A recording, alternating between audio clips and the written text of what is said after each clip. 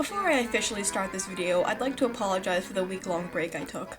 I was out of town visiting family, celebrating the holidays and whatnot, but I'm getting myself back on track now. Also, sorry if I sound different, I'm coming down with a bit of a cold. But without further ado, let's begin. Hello everyone! Today we're talking about a topic I've been meaning to address for a little while. As the title suggests, I'll be speaking about my comment section. For this video, I'll really only be talking about the comments on my Gacha Cringe comps, as my animation meme comment section is just fine. Livestream comments will also be mentioned, and if you regularly take part in my live streams, I urge you to pay attention to that segment. Anyways, let's just get right into the topic at hand.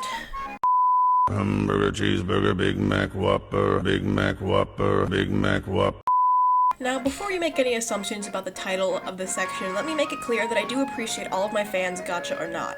Doesn't matter if you like gacha, and while I may not agree with your choice of video making materials, it doesn't really matter as long as you make respectable content. Anyone's allowed to be a fan of me. Now that that's out of the way, there are some things I feel like I should talk about. I've really only seen this one particular extreme, but one time one of my fans was rude to a gacha kid purely because they had a profile picture of gacha. Needless to say, don't do that.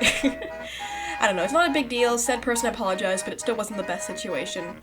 I've made a handy little flowchart here, which, you should take into consideration when you're interacting with people. I know some people who go on my live streams especially need to pay attention to this. I'll get more into my live chats later, but for now, I'll leave it at that. Now, I'm well aware most of you don't need this, but it's still here. Most of my fans, again, aren't that bad. They're all sane, I enjoy reading the comments, and I do pick up a few recurring names here and there, so if you comment a lot, chances are I'll remember you. This section was mostly to clear up my stance on gacha fans and how people interact with them. Overall, this section likely doesn't apply to you, but if it does, please know that my channel isn't about hating on every single gacha kid that comes my way. It's about giving some, albeit harsh, criticism and delving into the bad side of the community. You know, the side that sexualizes me despite knowing I'm 14, the side that makes those videos, you know what I'm on about. On to the next segment. It's obvious that I get heaps of gacha kids spewing nonsense in my comments often, so I feel like I should take this opportunity to respond to the more comprehensive arguments that get thrown my way. The ones that aren't, mindless drivel. But anyways, common arguments, let's go. The first and most prevalent argument is that gacha kids say I don't give criticism and I only hate. While it is true I'm not the nicest in my critique videos, I do go out of my way to give some kind of advice, whether it be a lengthy ramble on the nuances of tweeting and character design or simply pointing out obvious mistakes. I do make it a point to give something people can work off of. However, how people feel about criticism is an optional consideration, and I find harsh criticism more effective than sugar-coated criticism from my personal experience. When I got comments a few years back telling me my anatomy shit, and I should fix, for example, the length of the neck and limbs, the point that my style needed to be changed was driven home harder. If someone told me, oh, your art's good, but I wouldn't have felt the need to improve as much because after all, they said my art was good, and, it makes the mistakes feel less severe, even if they're, really glaring and obvious, if you get what I mean. Harsh critique, while it doesn't feel the best, is, in my opinion, the most effective way of giving advice, in my humble opinion.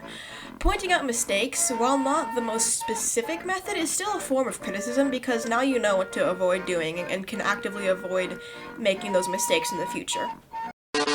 Another point I see a lot is, they're just kids, you're bullying kids. Firstly, you need to be 13 to own a YouTube account. The rule's there for a reason, and because of the absolute nonsense I've seen being posted, it's almost unprecedented, but yes, the age restriction is there for a limit. While it's not awful for an 11 or 12-year-old to own an account, a majority of the kids under the age of 10 either shouldn't be posting content on YouTube or should at least be fully aware and educated about what comes with having a YouTube account, which includes people not liking your videos. When you post content online, you're giving everyone the ability to view your content, and if you can't handle that, just don't own a YouTube channel. It's not the general public's job to cater to your feelings, you have to look out for yourself. If you know you can't handle people not liking your content, just stop yourself from getting hurt in advance by waiting until you're ready to receive the negativity that you will eventually get. My videos also fall completely within fair use, so they've been manually reviewed and approved by YouTube for monetization, so I'm not bullshitting when I say that. About the fair use. I'm sorry, my script was written when I was very tired, but I also see a lot of comments assuming I'm 17, 18, some even saying I'm like 20, mid-30s. I said it before, but I'll say it again, I'm 14. A 14-year-old criticizing a 9 to 13-year-old age range is not a problem. For the third argument, don't like it, don't watch it. Easily the dumbest argument I see around here. It's so easy to fling around, but while doing so, you make yourself into a massive hypocrite. People don't seem to realize the arguments should apply to them too if they're going to use it, and just because you're making an argument doesn't mean you're exempt from it. If you're so hellbent on not watching things you don't like, then why are you on my videos? Riddle me this. If ignoring things that you don't like is the end-all be-all of arguments, just why bother clicking my video to comment that? Just take your own advice and ignore it, right? People are absolutely allowed to talk about things they don't like. It's how we get sites like Rotten Tomatoes, IMDb, and half of the Twitter user base. Well, this isn't a hugely common argument. I've seen it around a few times, so I might as well address it. You're only doing this for the money. Money is a motive when making these videos, but I also do enjoy making them. The critique videos, that is. It improves my skills as a critic, and it's fun to edit. I make two types of content, animation memes and cringe comps. My animation memes are rarely monetized due to copyrighted music, so I make the critique comps to balance it out. And besides, I would get it burnt out so fast if I only did one type of content, so it really is good for me to have two things to switch between. Also, doing things solely for money isn't inherently a bad thing. A lot of things you do in life are money-driven. A few more miscellaneous arguments I'd like to address are my title, cringe, and the whole the whole crediting thing. I don't really need to credit videos for it to be considered fair use, and if I did credit, people would no doubt flood the creator's comment section, and the creator get mad, and then I get their fans after me, and then it wouldn't be fun for anyone involved. Plus, I'm a lot bigger than most of the channels I critique, so it would be a bit of a dog pile, and I'd no doubt be called a bully either way.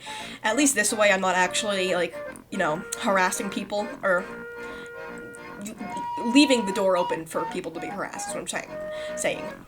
It's not that I don't trust you guys to not harass people, it's just I know some people will, you know, it's, yeah. Anyways, as for the titles, I put cringe in it simply because it's more clickable. That's kind of it. Plus, you know, there's no denying the names I put in there aren't the best.